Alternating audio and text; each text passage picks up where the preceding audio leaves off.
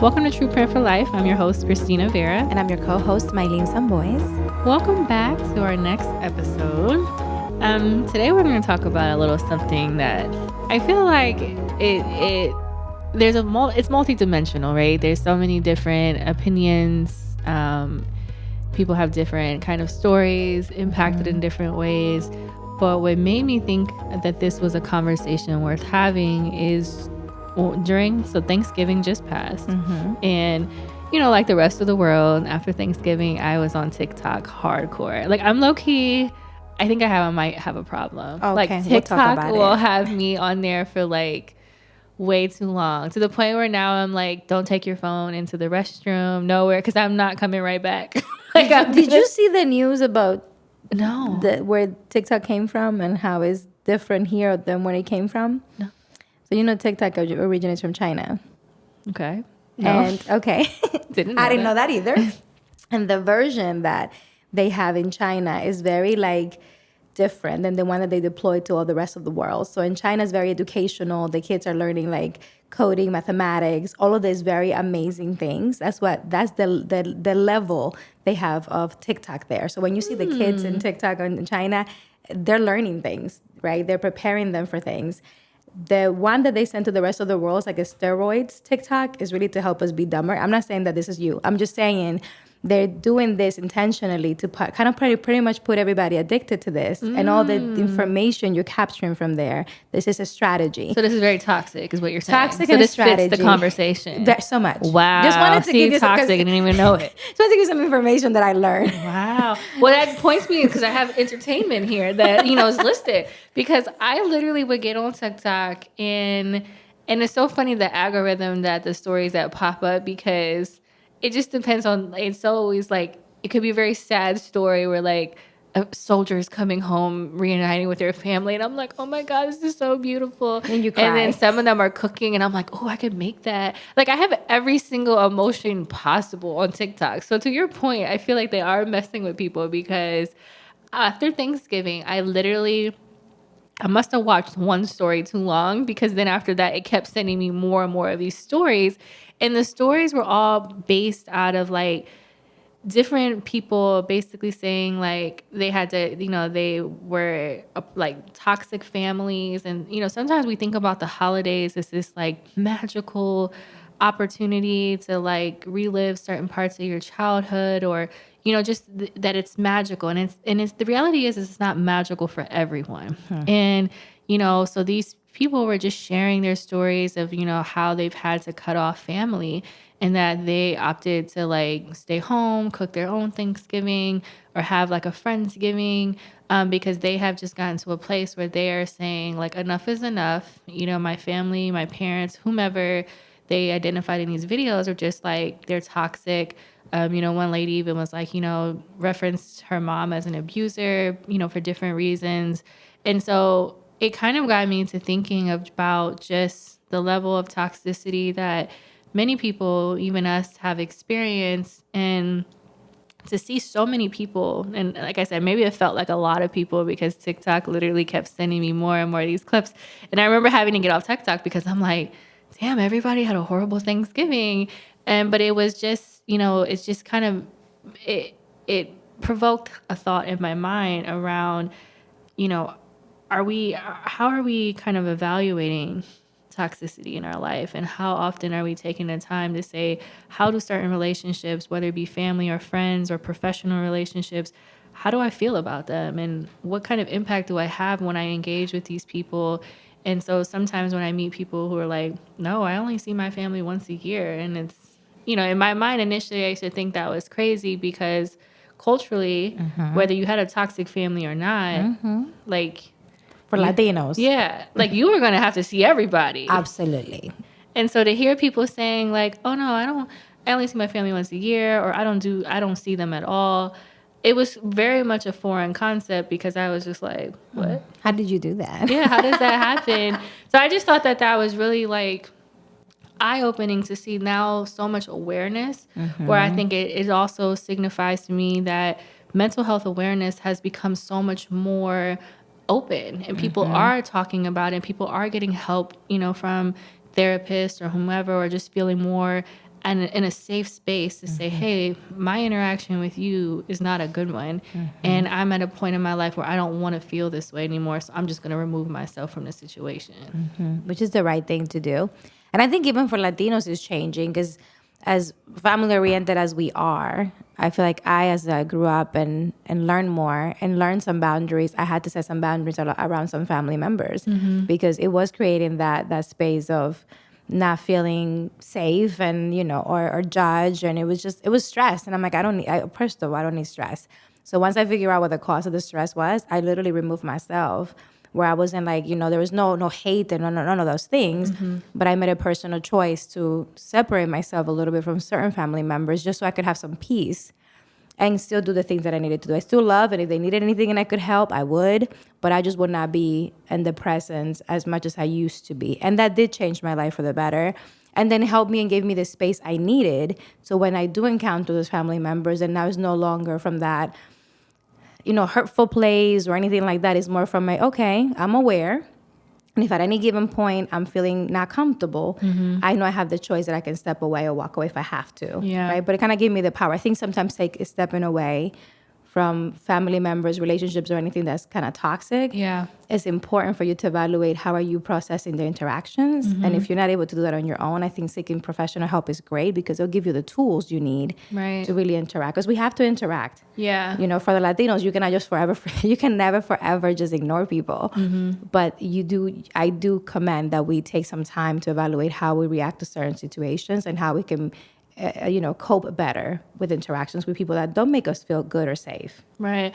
And I love that you said professional help because oftentimes that, people are like, oh, I don't want to talk to a therapist. I don't want anybody in my business. And then you go and get advice from another toxic person. Oh, yeah. And it's like, I don't want a toxic person teaching me about not being around toxic people. If you can't cook, how can you teach me, though? Yeah. I don't, if your whole life is all messed up, why would I take advice from you? But oftentimes, because we don't want to put ourselves out there or because, our ego and our pride is more important than the healing, we go and we just seek advice from others, not understanding that they are also on a journey. They're at a beginning of a journey. Whereas professionals, they don't have no stake in the game. They're on the outside, gathering all the information objectively. And then ultimately giving you a non-biased opinion. Or so I kind of appreciate the idea of therapy because you go, you tell these people what you need to tell them, they give you their input. And then you go home, and then you may never see this person again. And sometimes it's not that people are like, also hurt or traumatized, or it's just that they're biased, right? So if you Latino and you ask like an older Latino person, right, that may not have had some time to grow, some support in a family situation, they're like, no, mija, you just have to take it. Like you may hear that, right? You may hear like, oh no, we just, we don't question things. We just do what we're supposed to do. And it's not that they're bad. It's just that they don't know better, right? But they think they know everything. But they think they know everything when, and respectfully, right. For their time, it worked. Where we are now and the way that the world is now, it doesn't work. I do appreciate when some, elders tell me now, like, man, what I did back then makes no sense today. But I did what I needed to do to survive. But I'm glad that you're doing something different, right? Yeah. Like when I hear that, I'm like, okay, so they're starting to see the shift. Yeah. Not everybody's like that. But yeah, I think seeking a therapist for support is good. You have your friends, and that's great. They can give you some perspective. But having a professional, I think, is imperative, especially when you're dealing with family situation, work situations. Yeah. Having a coach. So I think having a coach is really great too, or a good mentor. That is not family, because I think family sometimes just gets messy when you bring like family issues to families. Yeah, I agree. So I think the first step is really that awareness, like taking the time to do an inventory check on, how am I feeling? Are there people that when I'm hanging around them, the feeling is worse or my anxiety is higher? Or are you getting worried before the holidays? Because I was seeing people like freaking out before the holidays. I was cool. I'm still eating leftovers, guys. Don't judge. Oh, God. Right? That food is no good. It is so good. I think the CDC... It came from your house. It's fine. It's definitely no good no more. I threw all that away. I am sorry, guys. My mom said it was okay. So this is the They have different rules in CDC in Dominican Republic than they do in the U.S. We're poor in Dominicans, so we're going to make this stretch. I'm almost there, guys. This is the last weekend. Okay, so it was last week. It was only like 7 days. But as I was saying, as the holidays were coming, people were freaking out and they were nervous. I saw people nervous about like what was the holiday going to be like, what the family members would be like. So when you talk about awareness, it starts to think about, is there any occasion in your family or job or relationship that is making your anxiety go up? Are you starting to have cold sweats and you can't sleep and you're already like stressing out, you're not eating or overeating? Like that's a sign, and you probably have to slow down enough to feel it. Right. That there's a sign that something is not right with where it's about to happen, or what occasion is coming up, and you need to take a moment to figure out what is that coming from. Right. Because I have a sibling who, like, anytime they come to Columbus, it's straight anxiety. And for the longest, I used to be like, what is wrong with you? Like, you're being dramatic. Like, it's, like, just push through kind of thing. And, not really taking into consideration, like, just all the trauma that, he has experienced over the time in his course of his adolescence to now. So for him to come here, he has to really muster himself up. And, and so when he decides only to come home once a year, like, we just at the end of the day have to respect that, because that's a journey that, he's going through and other people are going through. So don't ever make someone force you or make you feel bad. Because I used to make him feel bad. I'm like, you're not coming. And so, but never. So I think probably in the past 2 years, I started to try to see things from, his perspective and saying like, oh, wait, I get it. I get why you don't want to, it's not that you don't want to be here. It just causes you, and that's boundaries. And I have to respect that. And I think that maybe it's not you, maybe you're not a person, like, I don't have no anxiety. Like, I'm cool. I don't have no problem. But that doesn't mean you should be nonchalant to how other people feel and how other people are impacted. Because also sometimes being nonchalant or being dismissive can also cause people anxiety and cause people to feel like it's a toxic environment only because you are not being mindful of how they are feeling. So I think that's twofold. If you're like, I'm cool, I don't have those, but everybody knows somebody that has a little bit of anxiety or has demonstrated a level of uncomfortableness, whether it be in family functions or corporate settings. I remember working at this job. This had to be, let me see, so it had to be at least like 13 years ago. Maybe. Yeah, it had to be about 13 years ago. And my supervisor was a nightmare. When I tell you, the moment I would hear his voice, I was just like, I got to get out of this place, because he was so aggressive, and corporate loved him because he would produce the results that they wanted him to produce in terms of sales volume. Never caring at the fact that he would make our lives a living hell to hit those numbers. So much so that he would email us like very disrespectful things or try to put you on blast. And ultimately, I ended up having to report him to HR and corporate. The HR lady, like, he sent some real ignorant stuff in the email. Like, it was like this woman in this like lingerie thing, and it said something like, don't be a heifer or something just real wild. And I remember sitting here and I was like, what are you gonna do? Like, this guy is just like a terror. It's out of control. And it was like something just kind of like, don't be a heifer, like, hit your goals. So like, it had nothing to do, but I remember opening this email and I'm like, either you're going to report this or you're going to have to quit today, and then you're not going to have money to pay your bills. So what are you going to do here? So I ended up forwarding it. And I was just holding my breath the whole time. I was like, do I send it? Do I not send it? I forwarded it to HR, and I was just like, is there a policy around things like this? Within, I want to say like 4 days later, I had left to go. They had me setting up at some booth at some community event or something. And I get a text message from one of my work colleagues, and they were like, HR's here. Like, the big people flew in from Chicago and were in our building. And I was like, that's odd. I wonder why they're here. Why are they here? And I'm just sitting there. And you started sweating. Now I'm sweating. I was like, oh my God, they're going to tell him, and I'm going to have to deal with this when I get back. So I'm like packing up. The event is over. Anxiety through the roof, because I'm like, they're there, he's there, everybody's there, and I have to go back there. And I was just mortified. Get there. So my colleague at the time, he comes up to me. He's like, come here, I got to tell you what happened. I was like, what happened? And he's just like, somebody reported so-and-so, and they walked them up out of here. like they walked him out. And I was like, well, what happened? He was like, nobody knows what happens. They went and talked to the big boss. And then a few minutes later, they walked him out of there. So now I feel guilty. But then I was like, the toxicity was so much that I thought I was going to have to quit a job that I needed.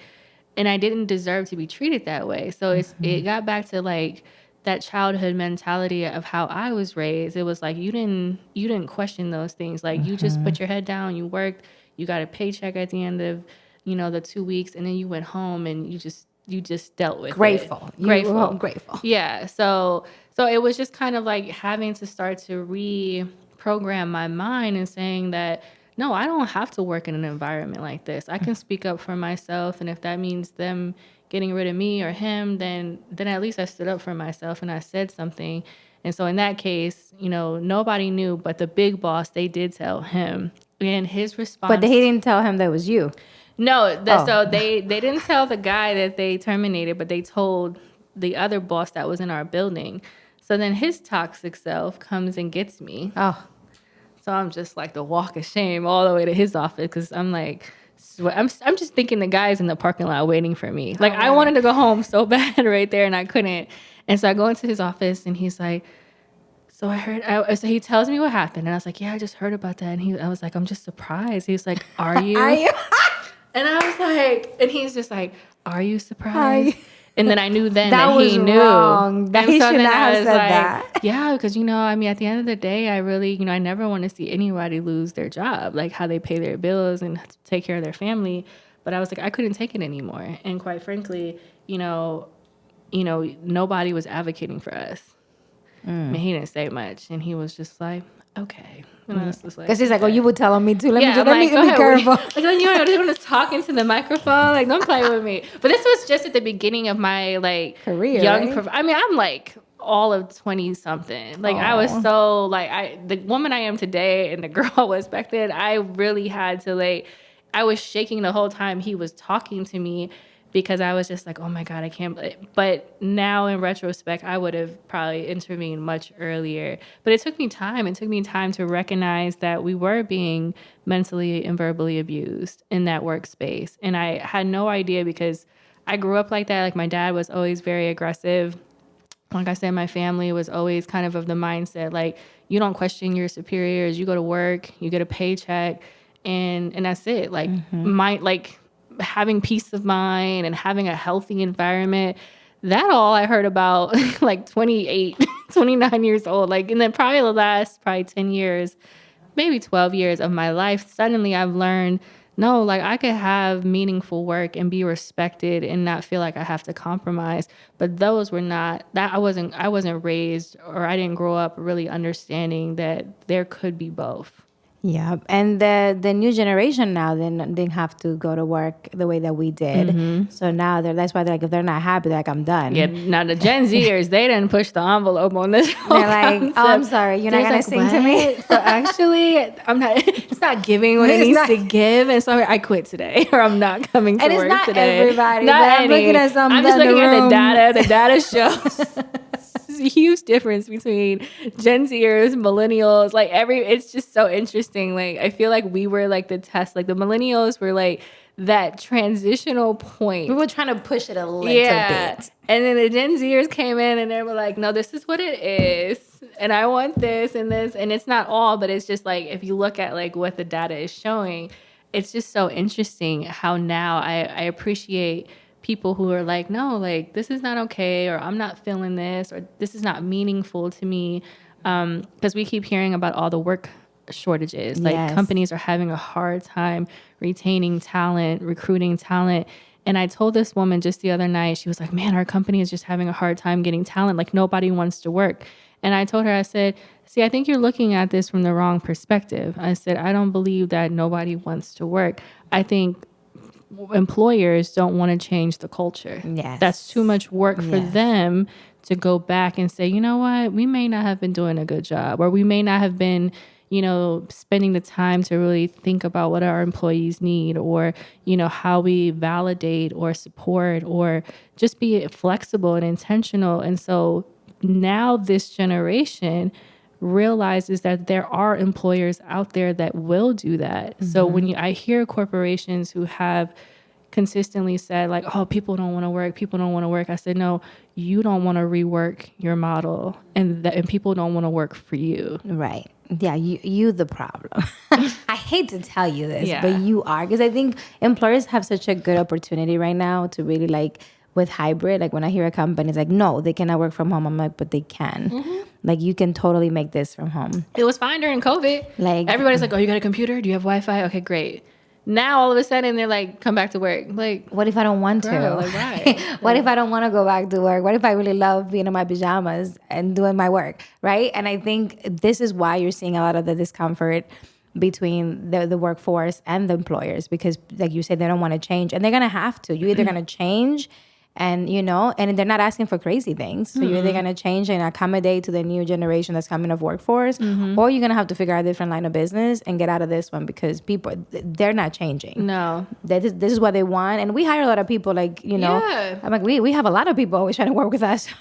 And even now that we have a building, like, we're still not going to require anybody to come in. Like, I don't think so. Unless we have programming. That's the only time that we have. And it could be people. flexible. I mean, like, I want my team members to feel like we care about them first as a person. And if you're not feeling well, or maybe the winter is harder for you. It is for me, guys. Yeah, you know, then it's like you can be productive at home, and that's okay. So I think it's just taking the time to have that self-awareness, that self-inventory, because I think once you take the time to kind of sit in that, really, you know, okay, what am I anxious about? What is really, especially like if you can't sleep and your mind is just racing, there's a reason behind that.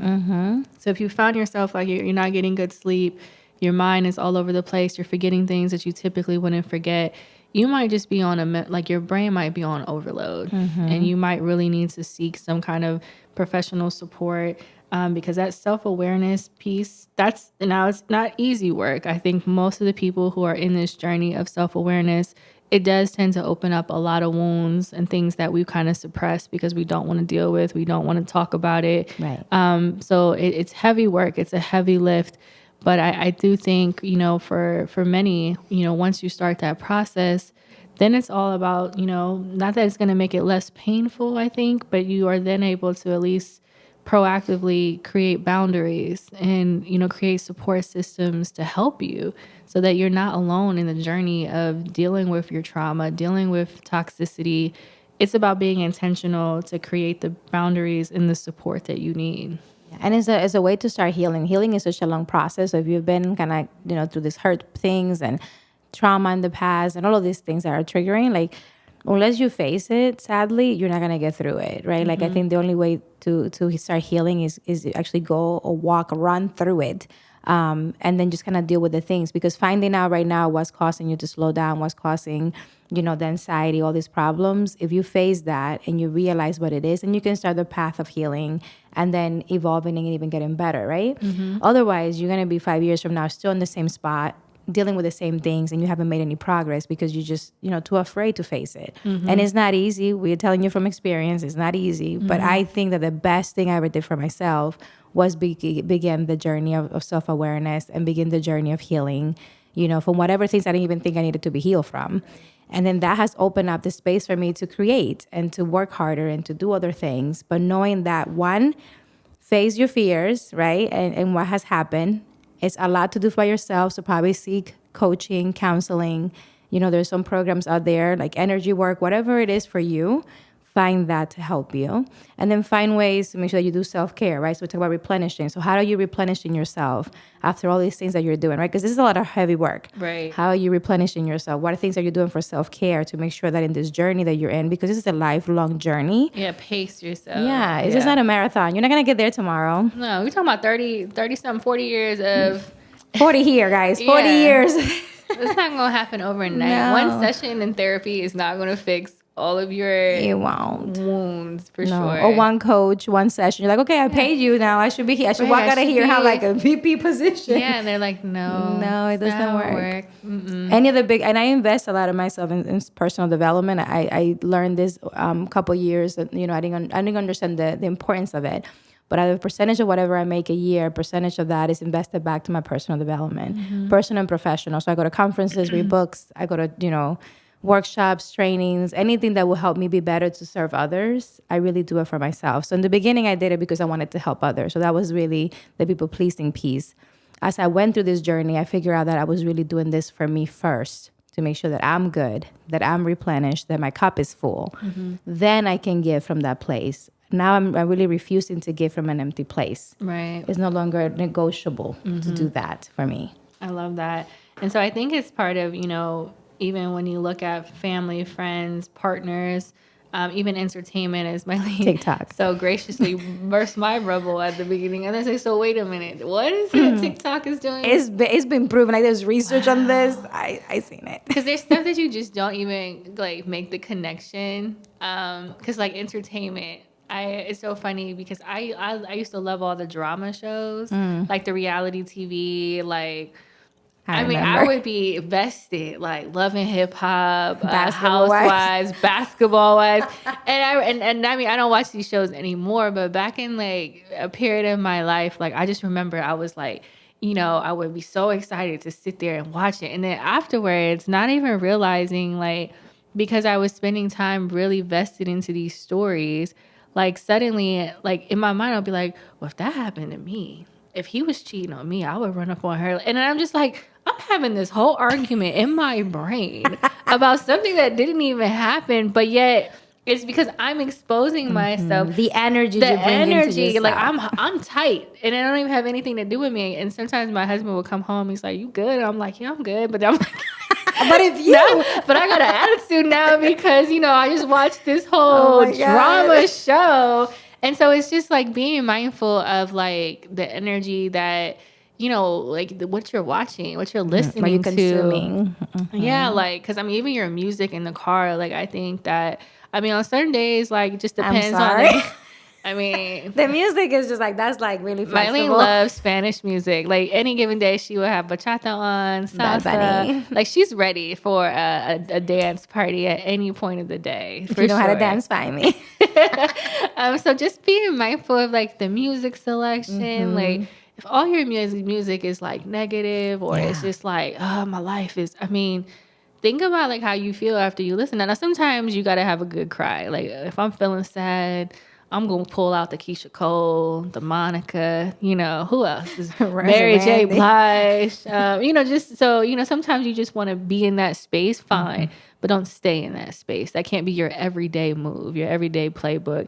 It's finding songs or quotes or podcasts that will just give you like that quick boost of energy. Because for most of us, you're only in the car about 20, 30 minutes. Unless you live in LA or you somewhere where his traffic is about an hour. Do you really want to be in the car for an hour listening to sappy music? Yeah. So just being intentional. Like if you have books you haven't read yet, get it on Audible. I listen to so many books in the car because to be honest, I ain't got time to read. Don't buy me a book. Got it. Noted. No, don't buy me a book. Done that, guys. Don't buy it. Just send me the link to listen to it in my car. If there are like Audible, podcasts, like quick little videos. Shorts. But books, I'm going to be honest, I'm not going to read it. Like I'll start it. I have so many books that I've started and I don't have time to sit down and read. I'm going to send you a video because I have a book, but I thought about it this morning. I said she's not going to read it. So I'm just going to send you the video. I'm going to be honest. Like I aspire to do it. I think maybe one day in my life I can sit down and cuddle up with a book, but like there's books you like though, don't lie, because you took a book to a retreat, you're like, oh, but maybe like just a chapter, you find a chapter you love and you're good to go. I mean, it gave me what I needed. Yes. I didn't read the whole thing, and that's okay. The first few.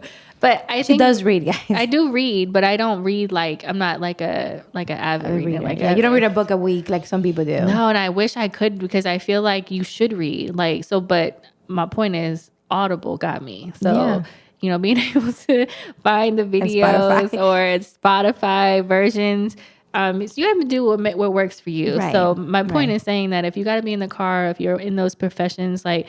If you're in the car 20 minutes a day, that's 20 minutes to your destination, 20 minutes back home, another 20 minutes to go here or there. If you're working out, like when I work out, typically like I will either listen to a podcast. If I really am not in the mood to work out though, I gotta have trap music or some Yeah. kind of Some like pump. some Catalyst. something. Yeah, I'm like, okay, I want to be like the girl in the video. Okay. That's the motivation. But one time I had YouTube up and I didn't realize the guy next to me was like super in my business. So like I had this like I had my phone and I just had it like playing different like throwbacks. So the 90s is my favorite era of time. So I feel like the music was the best, the fashion was the best.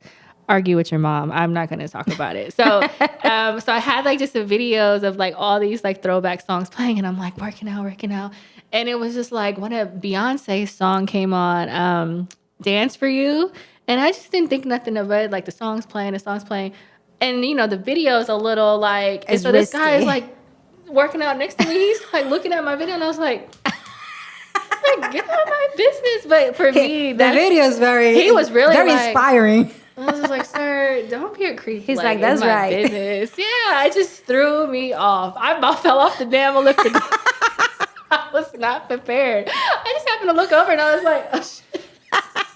Okay. Thank God that's what you were so watching, moving though. along, I like literally almost fell off the elliptical because he threw me off so bad.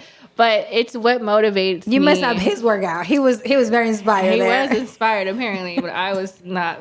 No, so I had to pause that. But that's for me. It's part of what I have to be intentional about. My entertainment needs to be in alignment with what I'm trying to be for the day, what I'm trying to produce for the day. So just being mindful of the family members, the friends you have access to, partners. We've talked about partners in past Go episodes. to the episodes. Make sure you're picking the right partners, whether it be business partners, life partners, accountability partners, making sure you're picking people with intention. Yeah. Because, picking the wrong person can truly be the core of why you're not successful or why you're not progressing. It really could just be in the relationships and the associations you have. And I even seen some people that have partners that they know they're the reason why they can elevate to the level that they can, because the partner unfortunately is holding them back, right? Yeah. And it happens, and that's when you have to work double hard now to really elevate yourself. So it's not an excuse for you not to elevate, but it's awareness that you understand what your situation is, and if you already made a commitment to this person, you love this person, and even if they're not growing, you need to grow to make sure you get to where you need to go. So having somebody you pick wrong, like the pastor would say, is not a reason for you to leave them. But you do have to work on yourself and figure out if this is the right relationship for you. And Because you might have to leave them. if it's not the right relationship for you and you have tried everything, like I say, then do that. Yes, I've been divorced twice. I'm not here telling you to stay married if you don't have to. Okay, guys? So you know me. If you know me, you know. You bless and release. When we talk about entertainment, one thing I want to add, the last thing about this, entertainment, and I know I mentioned TikTok for bad, but every social media actually has a positive thing. So every news, every outlet, every social has a positive and a negative. So I think for myself, I'm very intentional about what I see on my feed. And because I want to grow professionally, I want to create wealth. I want to be successful in business, right? I want to have peace of mind and peaceful energy. My things that I see on Instagram, for example, if you watch my stories, are very related to that. And in TikTok, I actually search what I need. Like if I need to look something for manifestation, I'm like, find me manifestation. I'm looking for a song, find me the song. I really don't go through and scroll things. So I don't even know what's happening in TikTok. One is too much. And now that I know it's just like a steroid part of what China has, I know for sure I don't want to be in that hole, but I do know that a lot of people use it for good things like business, cooking, inspirational manifestations. So just whatever social media you're using, be mindful about what's showing up in your algorithm, because whatever's showing up, you called it. They watching you. Like they see, like they send you ads, they also sending you the things they know that you like. So if you don't want to see those things anymore, you change the algorithm by liking the things that you want to use to grow. Yeah, they sending me all kinds of stuff, UGG commercials, and I'm just like, I got to do what you said. Go to the search button and just put in what I want. So Yeah, entrepreneurship, being wealthy, billionaire, things like that. Right? You're right, boss. Yeah, no problem. Cooking me a cake, whatever. Just those important things. Important things. Yes. Important things. So as we wrap up for today, just as a reminder, it takes baby steps. It's not going to happen overnight. But being mindful. Cutting out toxicity. It's a process. It's a journey. It's something that you just have to be aware. And, for me, it's just, a day by day. And I want you, if you find yourself in this space, understand that you're not alone. It is a journey. It is a process. But you deserve peace. You deserve to be appreciated. You deserve to be respected, whether in your place of employment, your company, your relationship, your household, your extended family. So understanding that you are putting you first, and that's what is most important at the end of the day. So yeah. And if you remove the toxicity, sometimes you're like, well, my environment is fine. Something else is wrong. It's maybe your thoughts. So make sure that you look inward to figure out if the toxic or the negative thoughts are coming from with you. Sometimes those are the strongest ones to get rid of. So do a self-inventory. Figure out what's in your mind and what you're putting out and what you're thinking. And if you're thinking negatively and you're not thinking of positive outcomes, then start changing that. You know, the podcasts that we have done in the past are really helpful episodes. There's great books. There's great inspirational YouTube videos. There's so much information to your fingertips. Make sure that you use it and start changing from within before you can try to change the outside. I love that. Well, as you know, we always like to end every episode here at True Print for Life the same way. It's bigger than you. Thank you so much for listening today. We're excited and we hope that you follow us on Instagram, True Print for Life, YouTube channel, also True Print for Life. And make sure that you share, like, watch our videos. Make sure that you follow us on all streaming platforms.